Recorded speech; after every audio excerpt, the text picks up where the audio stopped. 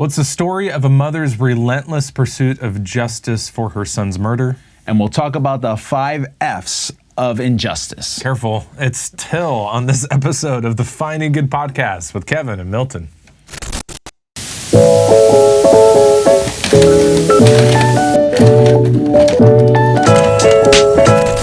Well, welcome to the Finding Good podcast. This is Kevin. I'm Milton. We're two guys who like to talk movies and to dive a little bit deeper into the themes. We'd love for you to like, subscribe for our podcast, hit that bell so that you know when we have new episodes. And today we're talking about a pretty deep, powerful, somber film, Till. Probably one of the most somber films that we have seen. Yeah. And the whole time I'm watching this, I'm like, I'm not going to be able to laugh with Milton. This is an incredibly serious. Yeah, it's incredibly serious. And it was one of those films where I was tense, I was angry. Yeah. Like I felt like my fists were clenched the whole time watching it. And I'm like, oh, I hate that this is part of our history and really not that long ago. Yeah. These events were in 1955, telling the story of Mamie Till-Mobley and her son Emmett, who was lynched in 1955 when he visited his cousins in Mississippi. Yeah. And the whole movie is about dealing with that horrific, brutal murder, and her mom trying to find justice and actually survive her own grieving process in the midst of that. Yeah. I also felt there was another level of emotion I had, which was embarrassment. I didn't know this story. Yeah. How did I not know this huge story that's part of the history of our nation and our government? And in the end, I was just like almost like ashamed of myself. Like I should know this story and I should know what it's about and I should know about her and her journey. Because I do tend to be a guy who believes in justice. I believe justice is a part of the human spirit. I mean, think about this, okay? And this is not going to be a jovial, episode, okay? No. But this might be the most jovial part. And I think it's just proof that justice lives within us. If you were at I read this in a book, so this isn't, don't be impressed by this. That just comes from me. But if you were in a coffee shop and there was... Plausible. Very plausible, yeah. And you were sitting by yourself, and then at another table, there was an attractive young lady. And an attractive young man came over to her and said, like, I think you're just so attractive, and I would like to get to know you. And then she, kind of being surprised by this, she says, "Really, you would?" And he goes, "No, I'm just kidding. My friends dared me to come over here and say that to you. I think you're hideous." Okay, how would you feel if that happened? I'd want to punch that person in the face. Okay, to me, that's proof of justice. Like, you didn't need any cultural upbringing. No. You didn't need anybody to tell you that was wrong. Right. And there are certain things that happen in life that just hit us that way. Someone cuts us in line. Like you're in Disneyland and somebody just jumps in them. Like you just know some things are right, some things are wrong. That's called justice, and it lives inside of us. So injustice, then, define that. When something happens that shouldn't happen, and you want to make it right, that to me is injustice. Well, we're going to talk about both of those things in the context of this film Till, which I think we would both highly recommend, if for nothing else, to know that it went on. To know that these events took place. And I was surprised by the ending credits. They, how movies do, they say, okay, here's the story of where these characters are at now. Yeah. We're only a couple years away from this event in 1955, still working through the justice system and people making laws based on these actions, which to me was just like jaw-dropping. Why did it take so long? Right. And you just, when you want justice, when do you want it?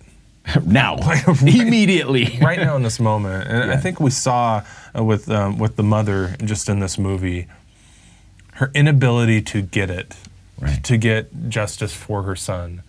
And she didn't.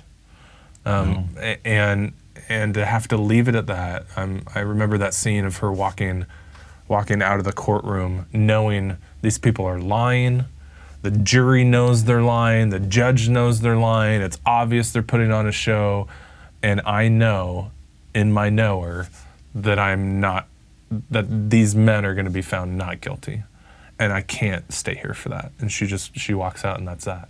Yeah. She did what she needed to do. She said her piece, and then she moved on. That would be, I would struggle so much with that because I want to have justice. I want it to happen, but maybe she had the best reaction. I don't know if I would react that way. I think I would yell. I would complain. I would seek someone else out who can help me take it to the next level, get revenge or something, because it doesn't feel good to not get justice. Yeah. And what do you do? What's the right response when you know something should be done about a situation? It doesn't happen. What do you do? Yeah. Well, I mean, I don't have an answer there. I think another scene that was very powerful that kind of addresses that is the lawyer and the activist man who was surrounding the mom when she was grieving the loss heavily on the porch. And he comes out and he's like, "Ma'am, this is actually an opportunity. We have the attention of the nation with this case. Yeah. You have an opportunity to push this conversation forward at a national level. Let's go." And she looked at him and just yelled, "I've lost my son. Like, leave me alone." Right. Where he's trying to say, hey, yes, this horrible experience exists that you might not find justice for. But through bringing this to the national conversation, you're going to help find justice for this. Sometimes it just takes that broader brush, which is so incredibly painful to see. And at some point she did embrace that, and she said, okay, yeah, we have to do that. So maybe that's it, where sometimes you got to take your desire for justice to greater lengths outside of your specific situation. But that's hard to think that she had to put hers, because you remember that one scene.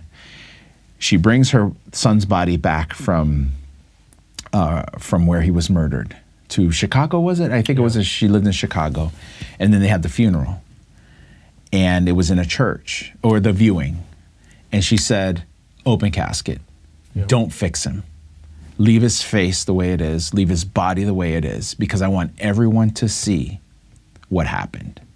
And that's really what got it on the national scene, right? That hey, but that had to have been extremely difficult for her as a mother to be able to see that, and then like the one aunt, I guess, who said, like, I can't look at him, and she says, we have to we have to see this injustice for what it is. And that's the unfortunate part of, it's sad to say, but it's true, and I hope this doesn't diminish this story or any others like it, because that's not what I mean to do. But the truth of the matter is, as I understand how our world is, and I think about God and the battle between good and evil, injustice just exists, and it will exist. It's going to continue to exist in our world. And stories like this, unfortunately, will probably continue to be told and happen. And hopefully, as a society, we can be better. And I want us to be better. But I don't know that until, what I believe, which is that God will restore everything to the way it needs to be, perfection again, and evil is gone, that we're going to keep having injustice and wars and people doing things that they shouldn't be doing, and people suffering, and victims and murders and all these things that we say, why does this happen? It shouldn't happen. I think it just keeps going. Yeah. So today, what we want to talk about, we've come up with this nice little crafty, the 5 F's of injustice. Be careful. Because honestly, that's just what it feels like sometimes. You just kind of relax into it, and you're like, forget it. Forget this. Yeah. No, it's true. And you got nowhere to go. You just give up. We think there are a lot of things to look to when you're facing injustice, versus just turning away and walking the other way. And so we're going to explore some of these. First one being fairness. Yeah, fairness is, it's hard because I think it's a good sentiment. Like, we want things to be fair, but I don't know how realistic it is. As an example, my daughter in junior high and early on in her high school career suffered a relentless bullying from some people. And it was unjust. It was wrong. It shouldn't have been done. What would fairness look like in that situation? For me, what I wanted to do, Milton, Dad, was I wanted to walk into that school and I wanted to give those girls a piece of my mind, right? I wanted to tell my daughter, I'm going to take you to boxing classes, and the next time any of those girls gets near you, I want you to punch her in the face. To me, that would be fair. Yeah. Right? Because they hurt you and you hurt them back. That's fair. It's equal, right? Yeah. We're balancing the scales. But truly, do we ever get there if we seek that? I'm not sure we do, because we all measure things differently. We weigh things differently. So I don't know if balance is ever truly attainable. Well, you think about the story. I think fairness was sought after in court. Mm-hmm. You know, I mean, we have lifelong sentences in jail, and you take a life, you give up your life. Yeah. You know, that's one way to look at fairness. Is it attainable in every situation? Probably not. And at the end of the day, if you're causing hurt to someone, what equals the balance there, or what equals it out to make you feel good enough that you can move on? I think she had to find her own fairness of like, okay, you took my son, I am going to speak out against this for the rest of my life, and ensure that this does not happen to another mom. To her, that was fairness. To her, that was balancing the scales. To her, that was going, okay, this is now. I'm doing my part to find fairness in this world. Yeah. So, well, go ahead. Yeah. No, that's fairness to me. Yeah, and I would say the reason fairness I say is unattainable is because maybe she got to a place where she felt like, okay, this is the best I can do, and I'm going to settle for that. But others will hear her story and they'll be like, no. Like, I felt that way at the end of the movie, where it showed us that the people who did this crime against this young man have never gone to prison. Never.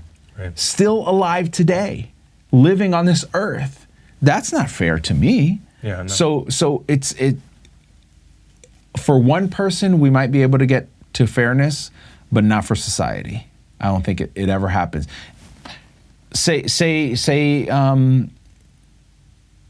your child is killed in a drunk driving accident. If the person who was driving the car, who murdered your son, was then killed in another drunk driving accident, are you feeling any better? Are you feeling like, okay, now we're good? Yeah. No, it's never going to feel right because it's unjust either way. Well, that's fair. Yeah. Fairness. I think another area that you might want to, and in these, we think you can only do one. Like, we do need to preface that. You can do all of these things poorly. Choose one and maybe and do it well. And do it well. Yeah. So the other way to go against injustice is to fight it. Yeah. That's another. This is the one I like. It's another F word. You like that one? Yeah. I like to fight. and fighting is you're taking it on. Definitely something that we saw in this movie. Yeah, I mean, head on. Mom said, like, okay, we're gonna fight, and the people around her, and they fought, and some would say they lost. Yeah. Now some would say they won. I mean, it took a while. The legislature came through. What was it, 2020 or? Well, I don't know. When was the last time you? 2020, I think. Right. But when was the last time like you changed the national conversation on something? Zero. Never. Never will. Never have. Never will. I mean, Yeah. if you look at what that takes, Right. I've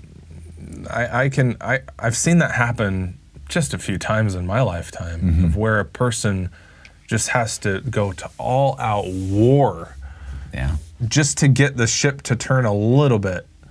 Like that's the kind of fight we're talking about. Yeah. It can look like one-on-one. Let's take this on one-on-one. But I think injustice, we're talking about the bigger picture, right? Yeah. So how do you change the bigger picture of something? Yeah. I mean, she gave us a picture of that. On the spiritual realm, we talk about fighting, on your knees, praying and just saying like, God, like you got to come through for this. And the only way this is going to change is through a mighty spiritual movement of God. And you can do that. And I know of people who have gone to their knees for their kids, for their spouses, for their marriages, and just like, this is how I'm going to fight.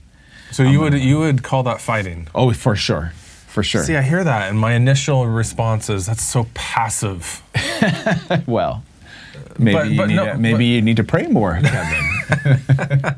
No, but I am serious. Like you feel like spiritual warfare, like holding it in prayer, and I'm not talking like at the dinner table.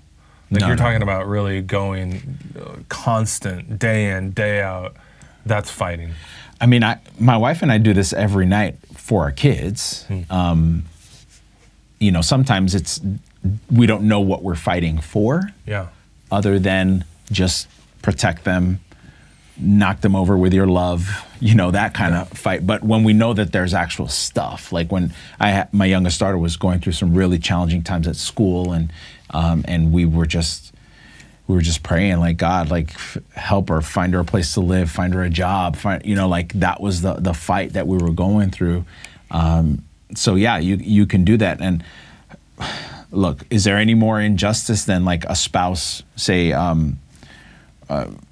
being unfaithful, right? In a relationship? And I know of women who have just like, they prayed the power of God on their husbands, like, no, he's not going to leave us. He's not going to abandon this family, Lord. You've got to make it happen. And things have turned around. Now, not every story has happened that way, but yeah, you can fight spiritually through prayer. I love that you said that, because I think fight as a very brutal, active, fists up, violent process, and it doesn't have to be that. No. And I think of the mom in this story. Yeah. She fought tooth and nail. Not with her fists or not with words. Like she fought with visuals, and she fought with tenacity. Yeah. Like not taking no for an answer, and one no turns into, well, I'm just going to go here then. And you're not going to stop me with your stupid no. Right. Like I'm going to keep going until someone somewhere listens to me. Yeah. And she had a team around her that did the same thing. Yeah. So it's an interesting one. It took courage. It couldn't have been easy for her to know that she was going to put herself out there like this for the scrutiny, and she was scrutinized. Oh, she was mocked. Her life was threatened. Yeah. She was. It was brutal. That's part of the fight. Yeah. Because people will fight back. Yeah. So you got to be ready. Yeah. So we have fairness. We have fight in our 5 F's of injustice, and we have flee. So this is one way to kind of handle this. It's an easy one. Sometimes, you just like, well, I'm out. You're not going to treat me right. You're not going to do right for me. I'm going to go somewhere else. And when I said easy, it made it sound like it was wrong. No, sometimes it is the right thing to do. I know that my wife, at one point in one of her jobs, felt that there was enough injustice that she was like, you know what? I'm not going to fight anymore about this. I'm just going to go look for a different opportunity. She's not going to sue them. No. She's not going to bring it up in newspapers and like. Yeah. Do people read newspapers? What's a newspaper? Tell her husband on his radio program to talk about it. In between all the Christian songs. No, she didn't take any of those opportunities. She just said like, okay, I'm out. Yeah. And I think it was appropriate. It was what she needed to do, and it opened up other opportunities and other doors for her. So walking away is a legitimate one you could do, I think. Yeah, and we don't think there's a good or bad choice here. Like No. we're discouraging or encouraging one or the other. I think, but coming back, if you're going to do something, do it well. Yeah. So how do you flee well? It's a good question. See, this is where I think prayer fits in again. Okay. I mean, I love how you put prayer into fight. I think that's really cool. But fleeing something, you're giving up the ability to change that. But you can't just like forget it. So you put it back on the map and you put it in God's hands and go, all right, God, you take care of it, and we're gonna keep praying for it. I would also say, like, and this is a little bit of my attitude and selfishness, but flee well. What I mean by that is, like, head up, in integrity, showing. This is where the narcissist part of me comes in, showing that you're a better person. Like, you guys treated me bad, but that doesn't mean that I have to reciprocate in any way. I'm going to be the better person, and I'm going to walk away with my head high. And in the end, you're going to regret that this happened and that I'm gone. It's so hard. Not for me. That's easy. That's I mean, easy. like, see you suckers. No, I mean, because I want, if I guess, and I don't know that this is right. So this is me. This is Milton. I want that I'm leaving to feel right. And if I could leave knowing that I'm leaving in a good place for me, and that I'm leaving and the people I'm leaving behind are saying, dang, maybe we shouldn't have done that, then I'm just like, okay, cool. In business, I hear this a lot, like, don't burn bridges on your way out. Right. Like, always leave a path back. Right. And so, if you're fleeing a bad situation and something was done to you, it's an opportunity to kind of go, okay, well, I'm not going to burn this place down as I, go flying through the doors. Yeah. Leave a place back, and then also create boundaries. Maybe as part of that too. Create some boundaries. That's a good one.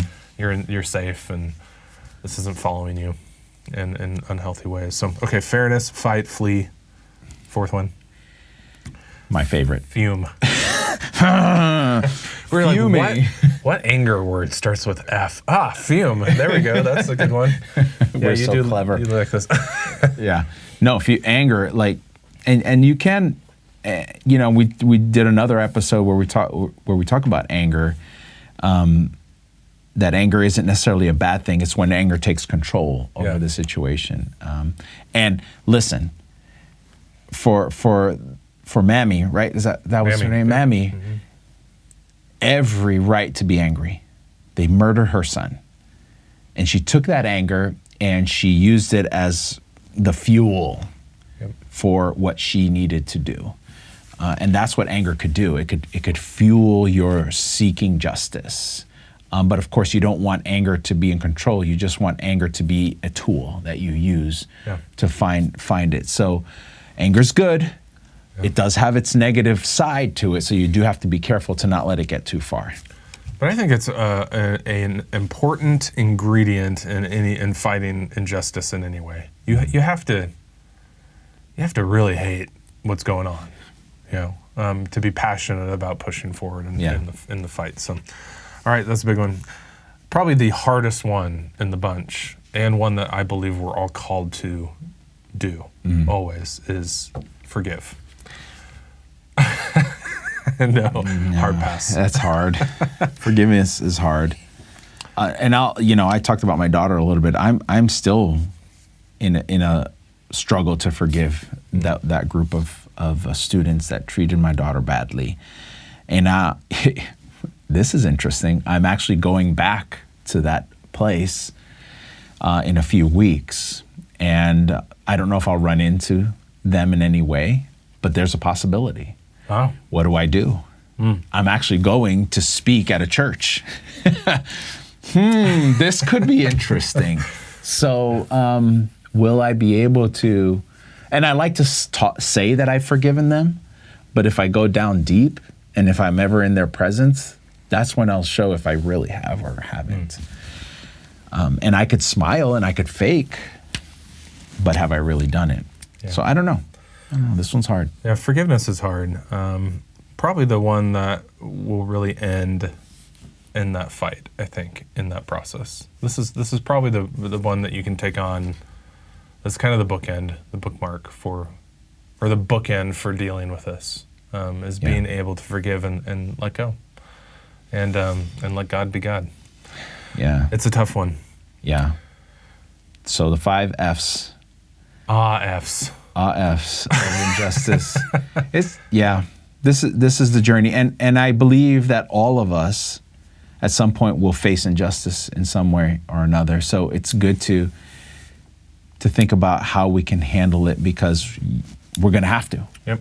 There's no way of avoiding it. Yep. Well, there you go. Maybe you can share in the comments about how you handle injustice, or just share some stories too. You can always leave that in the comments wherever you're watching or listening. We've got a lot of great conversations coming up. Want to make sure that you hear them, so you can like, subscribe, ring that bell, and that way you don't miss an episode. And we will see you next time.